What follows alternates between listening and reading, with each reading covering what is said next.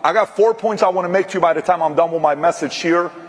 One of them is the following. How many of you guys would love it if you and I had the manual and the playbook of what our enemy used against us? Who would love to have that? Who would love that, right? Okay. I'm going to share with you two enemies we all have, which we'll talk about. I'll break that down for you.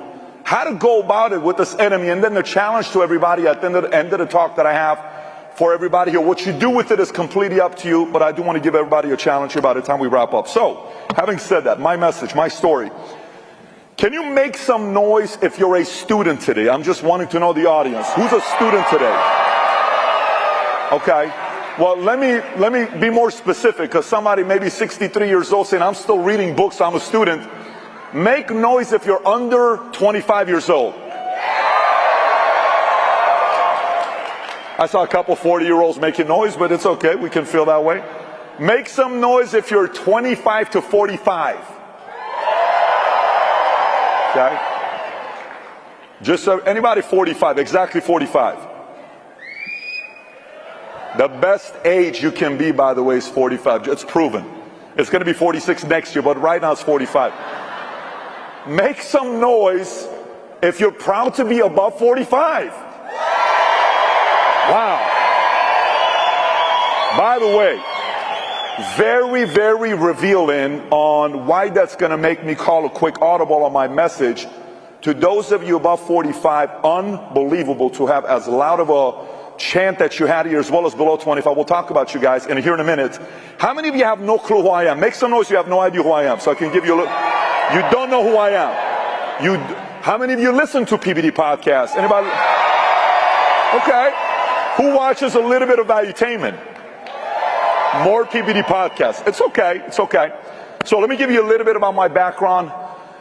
Born and raised in Iran. I was born during the revolution, October 18, 1978, in Tehran, Iran. When my mother's water broke, my dad's taken my mother to the hospital. There's curfew. He gets held up. He has to show that my mom's pregnant with me. Goes to the hospital. I'm born. Next thing you know, 3 months later, the Shah's in exile. We stay. Iran's chaotic for the next 10 years, 10 and a half years. June 2nd or 3rd of 89, Khomeini dies. 6 weeks later, my mother said, we can't stay here anymore.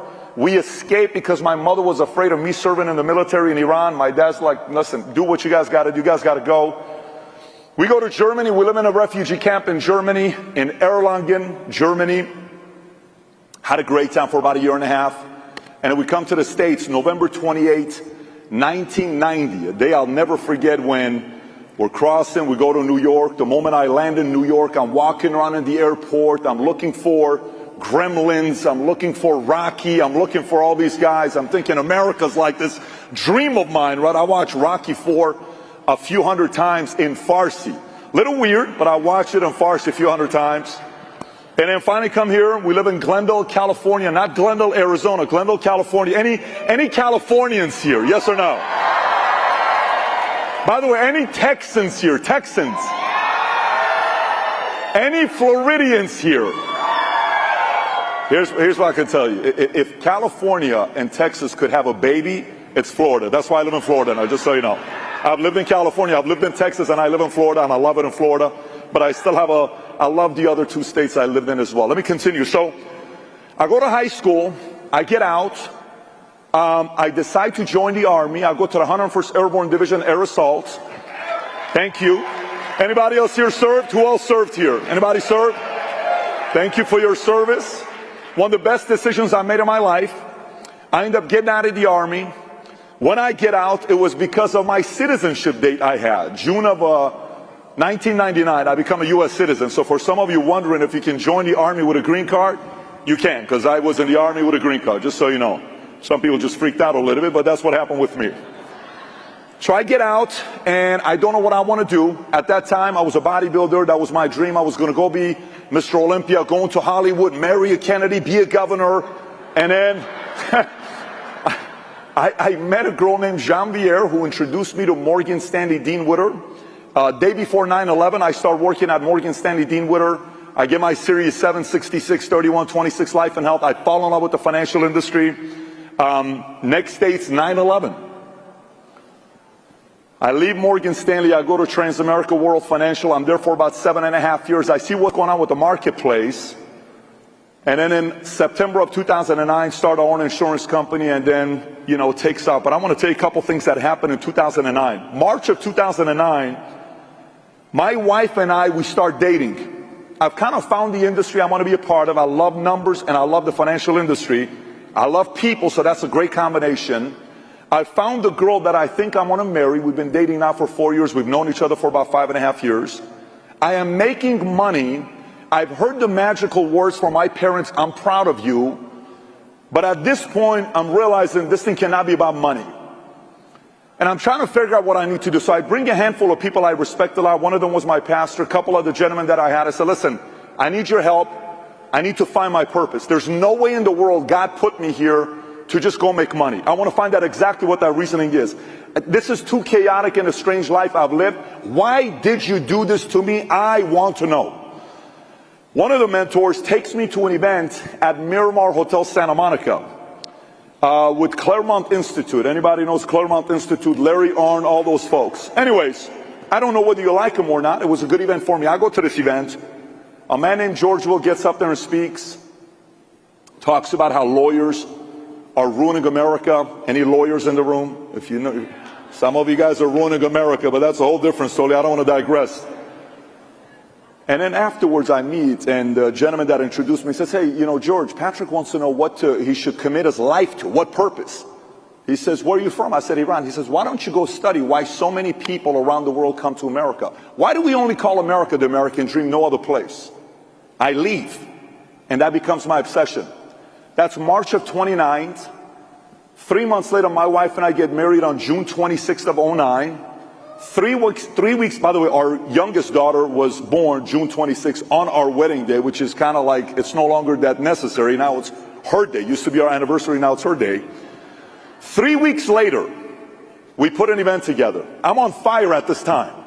We put an event together at JW Marriott called Saving America, Doing the Impossible. I'm dressed as a Middle Eastern George Washington, okay? Unfortunately, you can find this picture on Google. That's the disappointing part. My wife is dressed as Lady Liberty. She looks like Lady Liberty because she's from Texas. When we got married, it was kind of funny because I'm from Iran and she's from Texas, and there's about 500 people at the wedding, and all the blue-eyed, green-eyed people on one side, they're not dancing. All the hairy people on the other side, why are you laughing? All the hairy people on the other side. Some of you guys are worried. You don't want to dance. You're wondering if this marriage is going to work out or not. Trust me, I'm worried as well. When they first started dating, I said, why would a girl from Texas, nice little girl, why would she marry this big, scary-looking guy from Iran? Why would she do that? He says, I finally figured out what these guys have in common. They have two things in common. Everybody's waiting. Texas, Iran. They both like oil and weapons of mass destruction. It's going to work out. It's going to be all right. Okay? Obviously a terrible joke, but everybody laughed. We got up, we danced, all that. It was amazing. Anyways, so we put this event 3 weeks after we get married. I got a 40-foot Mount Rushmore on the stage, 40 American flags. I bring a speaker to talk about the Star-Spangled Banner, another one to talk about capitalism. The son of Ronald Reagan, just to tell stories about Ronald Reagan. Just tell stories. That's all I want you to do. Tell stories about your father, right? 3 months after that, we started an insurance company, and we grew that insurance company from 66 agents to today we have roughly 50,000 agents nationwide, a few hundred offices nationwide. And we've been very grateful last year when we partnered with a great organization called Integrity. I've been fortunate enough to do a lot of incredible things in my life, travel, dreams that don't make any sense to me. I'm married today with 4 kids. Life is amazing. God's been unbelievable to me. If there's anything in my life I've been talking a lot about lately when I'm going around, is I'm finally openly talking about my biggest fear I have in life. I don't fear a lot of things. If there's one thing I fear in life, and I can't even tell you how unbelievable a fear this is, I fear losing God's favor. It is the biggest fear I have. And by the way, The only reason I share that with you is because when I look at that flag, I think America, for God knows how many years, has been known as the greatest country in the world. It has forgotten and no longer fears losing God's favor. We are now afraid to pray in schools, but we're okay with teaching all these other things to our kids. I'm not okay with that. I'm a pretty easygoing guy. We can sit down, tell jokes, pull a couple pranks, play domino, play backgammon, talk sports, talk politics. If you cross the line and impose yourself on my kids, you're going to meet a very different human being, period, right? And I'm convinced many of you feel the same way as well. Having said that, let me talk about a couple different things here when I say to you about the enemy. If I were to ask you right now, who do you think is the enemy of the state? Who's the number one enemy we got in America today? I want you to scream it out. Tell me who you think it is. Who do you think it is? Say it. Say it louder. Who do you think it is? All right.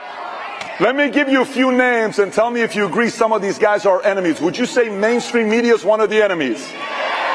Would you say the establishment is one of the enemies?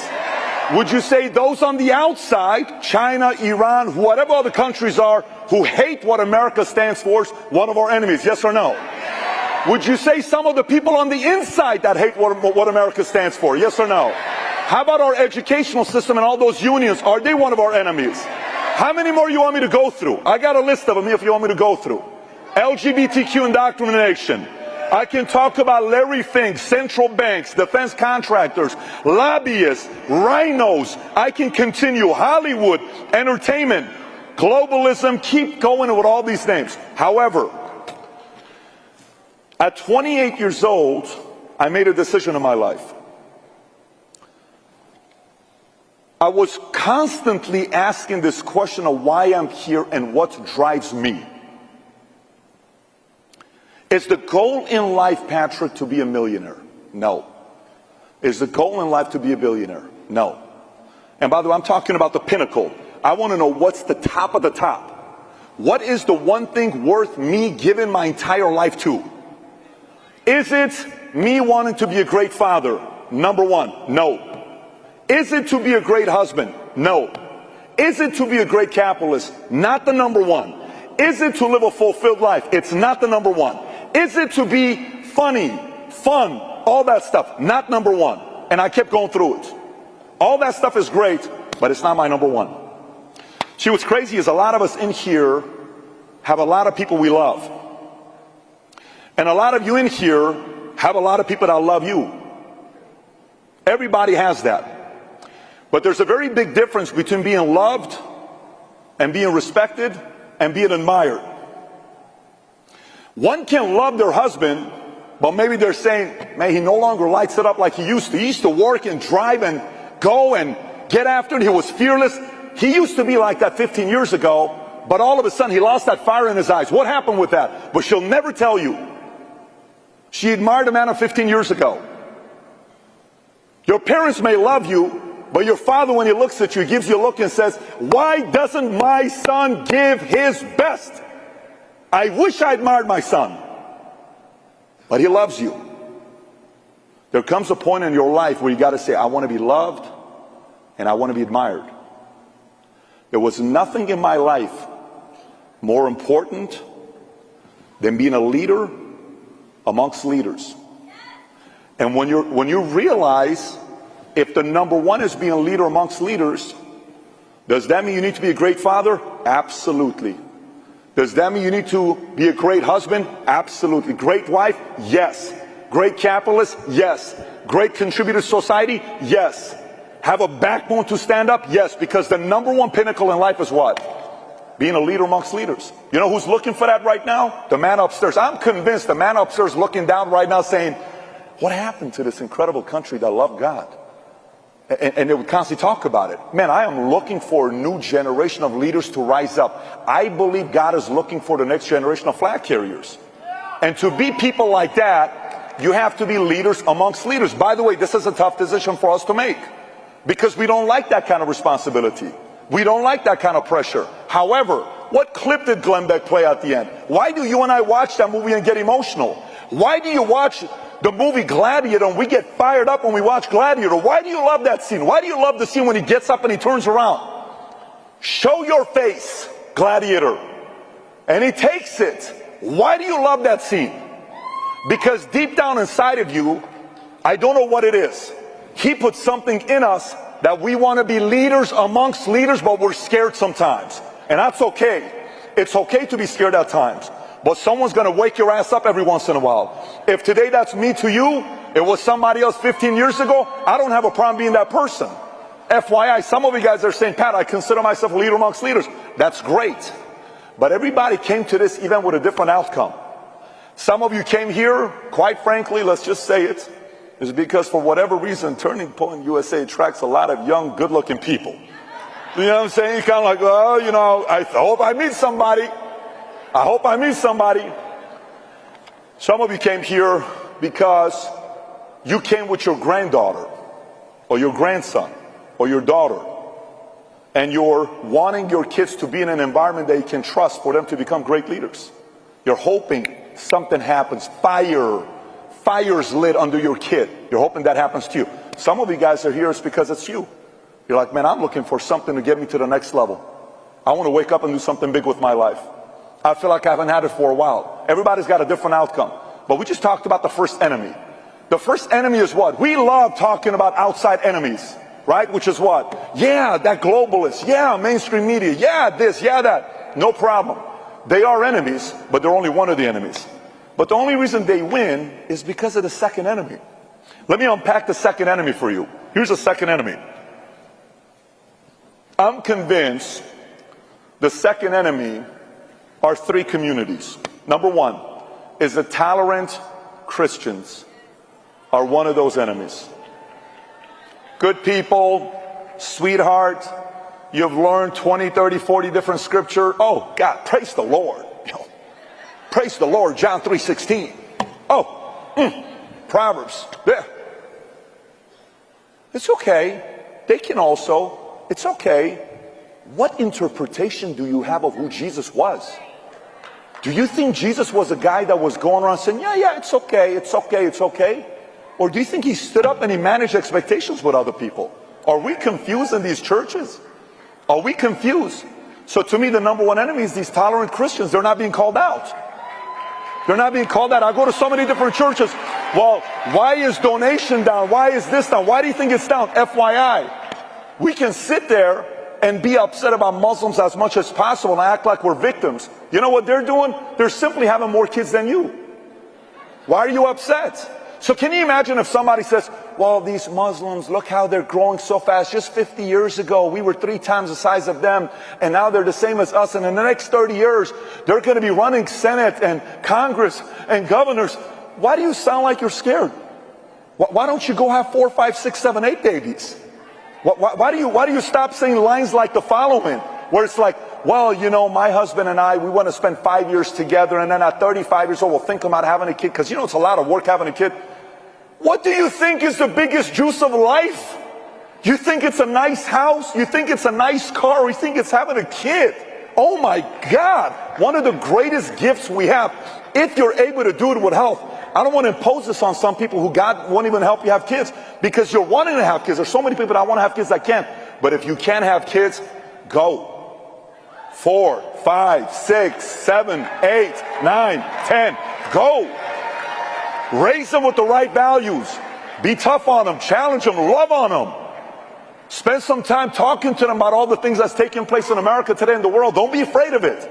Because if you don't do it, the school's going to do it. And then one day you're going to be like, how the hell did I lose my kids for a decade or two? Because you didn't talk to your kids about all the things that they were facing.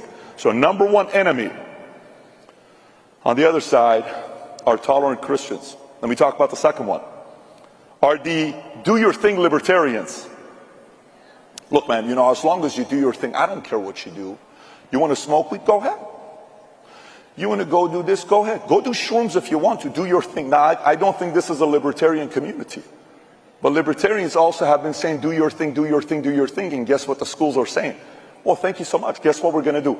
We're going to do our thing with your kids. Thank you so much, libertarians. You guys are awesome. You guys are so awesome because you said do your thing, and we are. You're not running for the board in school. We are. and we control what's being taught to your kids. We love do your thing libertarians. They're ruining America. Number 3, you know this next one? These are now I'm going to tell you this in a different angle. These are and by the way, it's not a lot of the crowd here, but there's a lot of them out there because I know some of you guys who you are and what you're doing. It's the lazy, scared, rich conservatives. Let me explain before you're offended and you go slash our tires outside and I can't make it to my hotel room. You know what this community is? You know, it's the community where it's kind of like, no, look, you know, we can't tell people what we believe in because we may lose those guys over there that invite us to the cool parties. We can't tell them what we believe in. We can just say, yeah, you know, we kind of this, that. Wishy-washy? What? What do you stand for? What do you stand for? Do you have a backbone? What do you stand for? By the way, while you're sitting there investing your money in all these other things, Mark Benioff, Jeff Bezos buys WAPO. For how much? $500 million. That's nothing. Time Magazine, few $100 million. Nothing. LA Times bought for $500 million. Nothing. I may be out by $50 million, but that's nothing to many of the rich Republican billionaires that are in the room or out there. You mean to tell me you couldn't have bought LA Times? You mean to tell me Forbes family sells Forbes to a Chinese company that owns 90% of it and they announced the International Woman of the Year, Hillary Clinton? What? What are we talking about? So you can't go by Forbes? You can't go by Fortune. Why would we buy these types of companies? Because media is communicating the messaging to people. You got to pick up some of these platforms. Well, no, but it's the rate of return. No, it's also a portion of your money needs to be invested in things that's not about a rate of return. It's about what this country's done for you. You got to go and buy some of these platforms so we can persuade and build the next generation. So now, these two enemies, we know. One of them on the outside. Great. Second one is us. If you're always saying it's the enemy, it's the enemy, it's the enemy on the outside, what you're telling the world is you're helpless. And this community, we're not helpless. That's not a language we use. We're doers. Do you understand that? So we cannot use that language when we're going out there. Let me continue. Next part. Next part. I think we have to do a better job selling our values and principles. Charlie does a great job selling it. I think he's one of the best. He's fantastic. Ilana is doing it in his own way. Others are doing it in their own way. We need to get better at selling some of the values and principles that we have, because our values and principles are proven. The way we raise kids, the way we raise communities, the way we build, U.S., a brand spanking new startup country, 1776, into the greatest country in the world. How do we do this? China had been around with a couple thousand years. Iran been around for 2,500 years. We do a brand spanking new startup called United States of America. Yes, our ideas are proven. Everybody else works for our companies. They work for our companies. Walmart employs nearly 3 million people worldwide. I think 2 million is here, another million's outside of here. We create jobs for others. We need to tell that story better. We're getting better, but we're not there yet. Now, a couple other things. How many of you love bullies? Who loves bullies? How many of you love bullies? How many of you know there are certain bullies right now that we're dealing with? Yes or no? There's 2 rules I got with my kids when it comes down to bullies. We don't bully other people, but we also don't get bullied. However, COVID was obviously a terrible event that took place. One life lost is one too many, okay? However, let's set that aside. COVID was also maybe one of the best events that took place if you look at it from the perspective of knowing the playbook the enemy wanted to use against you. So, they all of a sudden went like this with their hand, and they were shameless about it. And if we saw their hand and we don't do anything about it, whose fault is it? So now here's a mistake we typically make. If you're a Christian, we tend to be very forgiving. We have something called grace, right? We're forgiven, we have grace. Well, so it's okay, let's just move on. We need accountability. We need to find out what happened. We need to find out if they did the right thing or not. We need to find out what happened with Fauci. I simply want accountability. We need to find out what China did. Why are we forgetting about the fact what happened with Wuhan? I simply want accountability. Because without accountability, you know what you're telling the world? You know what you're telling the world when there's no accountability? It's like if your kid does something and there's no punishment, guess what you're telling them? You can do it again and again and again. That's what we're teaching everybody. There is no accountability. This concept about being afraid of some of these companies going out of business. They need to go out of business.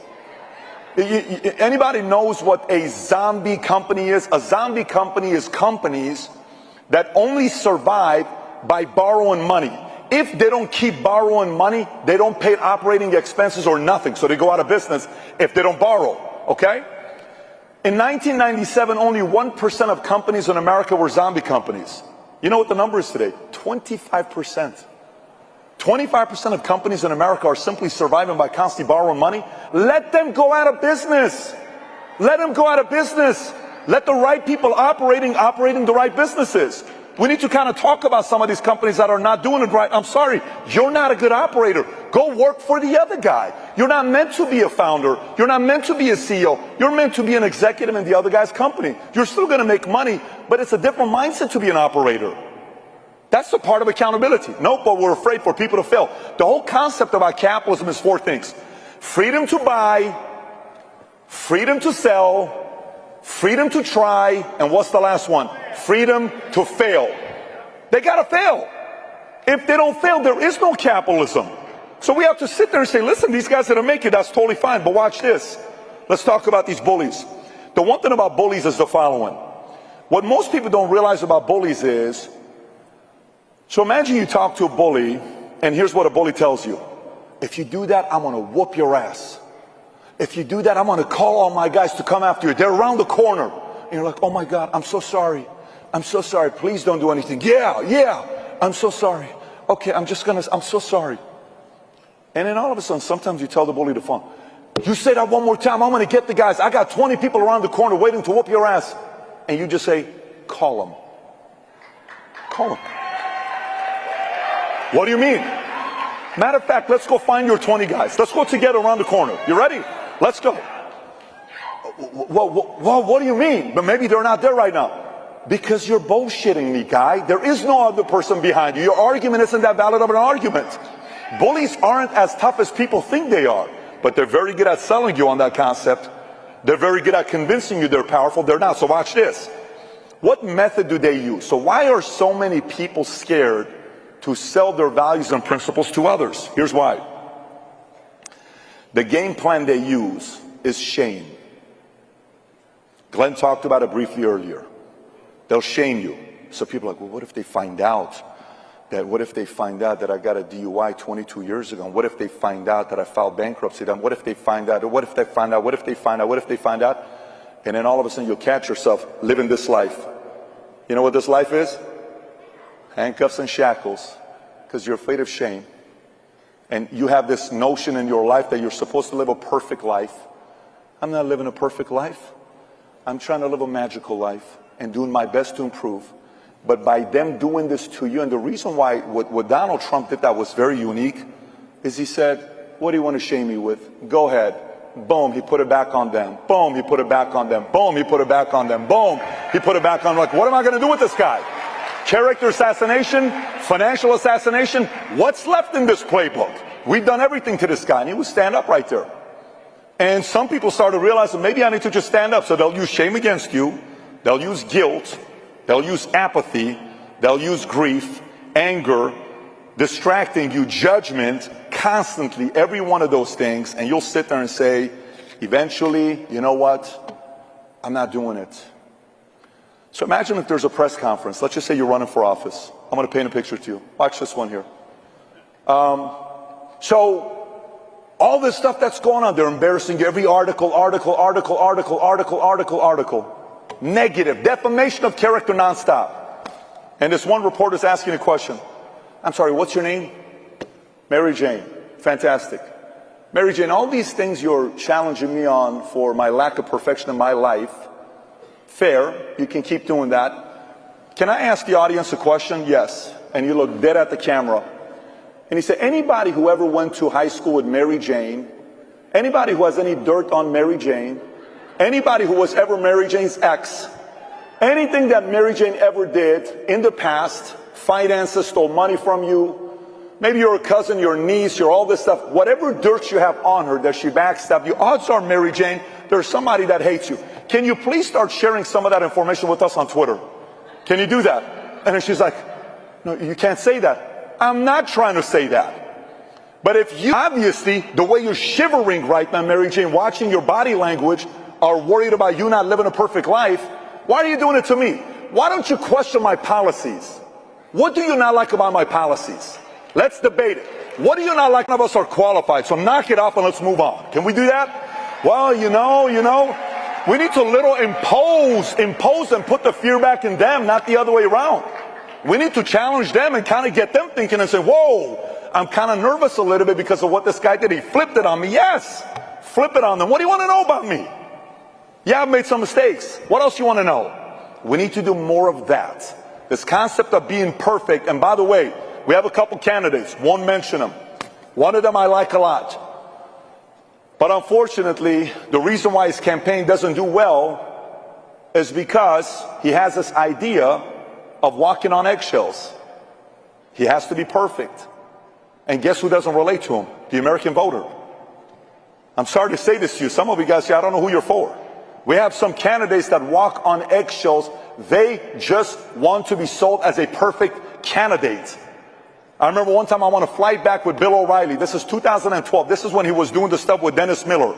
I'm going from Burbank to Vegas for a convention. Bill O'Reilly sitting right next to me. I'm like, Bill, what happened with Romney and Obama? He said, I'll tell you a story about what happened with Romney and Obama. So what's that? He says, we called both camps and we said, guys, you're not going to get elected if you don't come on Fox. And Romney's camp said no, they didn't come on. But Obama's campaign manager called me back and we had a conversation together and says, what did the campaign manager say? He says, the campaign manager said, it's done. Bill is like, no, it's not. If you don't bring Obama on the show, you guys are not winning. He says, it's over. He says, what do you mean it's over? He says, well, he had a shot. The shot was on the second debate. Do you remember when Obama went down on the second debate and Romney came up? He says, the third debate, apparently his marketing team or whatever, his campaign manager told him, you're not getting the single woman's vote. You were a little too tough on Obama and they don't like it. Change your approach. He says the moment he fell for those consultants, he failed. It was over with. You know how many candidates we got that they're listening to consultants? You know what America wants to know about? What do you stand for? Tell me what you stand for. The consultant's not running. What are you running for? I like talking to Vivek because I feel like Vivek's talking to me. I like talking to certain candidates because I feel like they're talking to me. You talk to the establishments like the talking point. Here's the 17 points to hit. Here's the script. Here's the line. Here's the this. Dude, we don't want a robot as a president. We want a real human being that I can relate to and I can say, this guy's going to get it done. I'm not expecting perfection out of you, but I want you to be a leader and get it done. That's what we want as Americans. At least that's what I believe we want as Americans. So, if the standard you're willing to take here tonight when we leave is wanting to be a leader amongst leaders, there's a couple things we got to be thinking about. Number one, anticipation. 2024 is going to be very chaotic. It's going to be weird. There's some weird movies coming out. How many of you guys saw the recent movie Leave the World Behind? Anybody saw that movie there? Oh, okay, yeah, you know all these. Am I watching a movie or is this a documentary realistic thing? And then I'm seeing Mark Zuckerberg just spent $100 million building a house in Hawaii with a nuclear bunker. What does he know that the rest of the world doesn't know about? Talk about the timing. Oh, accidentally, coincidentally, a week after that movie comes out, a new movie comes out. What's the name of that movie? Civil War. Leave the world behind. Our power grid in America hasn't been updated. 75% of it hasn't been updated in 50 years. And you're kind of talking about that. Then you're pinning whites against blacks. There's a line in the movie that says, Dad, you know if something goes down, we can't trust these white people. I know that's something both you and Mom agree on. Why do you put that line in the movie, Barack? And you were helping with the script. Why would you put that in the movie? Why would you put that in the movie? Barack, weren't you the same guy that gave a talk at the DNC in 2004 about bringing people together? What happened to that guy when you gave that speech? By the way, there's something that our brand, Valuetainment and PPD podcast, is slightly different in. Here's what it is. I like talking to everybody. I like talking to everybody. Someone goes, I can't believe we talked to that guy. I'm like, dude, if you like, I like talking to anybody. Who knows some of the weird people we've spoken to? Anybody's ever seen Anthony Weiner on our podcast? Yes or no? Was that a weird podcast or what? How many guys saw Tubin on our podcast? We enjoy talking to him. How many guys saw Cuomo on our podcast? How many guys have seen Sammy the Bull Gravano on our podcast? How many guys have seen, I don't know, Alex Jones on the podcast, or DeSouza, or Kobe Bryant, or I don't know, all these? I like talking to everybody. I feel like the role, everybody's playing a different role in this battle we're going to face in the next decade, 2 or 3. We're all dressed in different uniforms. We all love America, but we all are playing a different role. Everyone's got a different superpower. I feel like the one we're playing is like this. Hey man, can we sit down and talk? Can we do that? I read a book with Tip O'Neill and Ronald Reagan. They could talk, right? Can we sit down and have a conversation together? Yes. Okay. Tell me about your upbringing. Tell me about your upbringing. Interesting. You guys have that in common as with fathers. Yeah, I guess we do. What sport do you like? Oh, no shit, you too. You guys have that in common. An hour later, do you realize you guys agree on 73 different things? What do you disagree on? Politically, 5 different things? Let's hash it out and debate. It's okay. Some like Red Sox, some like Yankees. Let's debate it out. Some like Lakers, some like, well, today you can't like the Lakers, but some used to like the Lakers. Don't get me started. I don't want to go there. But you get the idea what I'm trying to get people talking to one another. But by the way, what happens before a husband and wife get a divorce? What's the easiest sign? What's the easiest sign that a divorce is around the corner? What is? They stop talking. And if you don't talk to each other, what do you not do at night? Back to back. You know how hard it is to have sex back to back? Not a lot of gifted people like that, but you can't have sex back to back. That was a little bit mathematical and scientific. If some of you guys got it, good for you. If you didn't get it, God bless you. It's going to be all right. I want to talk to everybody. I want to sit down and talk and say, let's talk. I disagree. You disagree with me? Let's start the discussion, okay? A part of the challenge is that we also feel we can only talk to people that agree with us. How does that make any sense? If we only talk to people that agree with us, then what opportunity are we given to baptize people in the name of whatever the United States of America? If we're only going to talk to people that agree with us, where is the debate? How are you getting better? How am I getting stronger? We got to sit down and have some of these conversations. Maybe this is not a message some of you guys agree with. I'm comfortable with that. I want to do that. I didn't say don't be paranoid. I didn't say be naive.